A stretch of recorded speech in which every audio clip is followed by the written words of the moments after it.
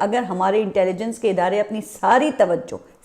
توجہ دہشت گردوں پر مرکوز رکھیں تو پھر اس طرح کے واقعات ہونے سے پہلے ہی روکے جا سکتے ہیں۔ رہ گئی حکومتی ذمہ داری تو ان کا کام صرف مذمتی بیانات جاری کرنا رہ گیا ہے، جس میں چند وہ گھسے پٹے جملے میڈیا کو اور سوشل میڈیا پوسٹ کر دیے جاتے ہیں، جس پر اب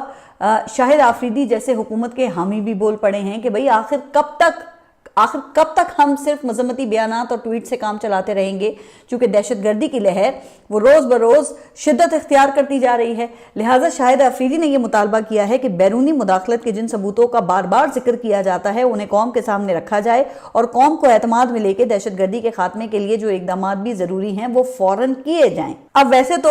وفاقی وزراء خیبر پختونخوا حکومت کو صوبائی CTD فعال نہ ہونے کا بڑا طعنہ دیتے ہیں، گورننس کے فقدان پر بڑے لیکچرز دیتے ہیں، لیکن اس ایک واقعے نے کیپٹل انتظامیہ کے اپنے تمام دعووں کے پول کھول دیے ہیں۔ جیسے وہ کہتے ہیں نا کہ دکان پکوان کی اور باتیں وہ آسمان کی۔ اب آپ ذرا اندازہ تو کریں نا کہ اربوں روپے یہاں حکمرانوں کی ذاتی پروجیکشنز پر خرچ ہوتے ہیں۔ ٹی وی دیکھیں تو ان کے اشتہار، سڑکوں چوراہوں اور بلڈنگز پر آپ نظر دوڑائیں تو ان کے بل بورڈز لگے ہوتے ہیں، لیکن کیا یہ ڈوب مرنے کی بات نہیں ہے کہ کیپٹل کے سب سے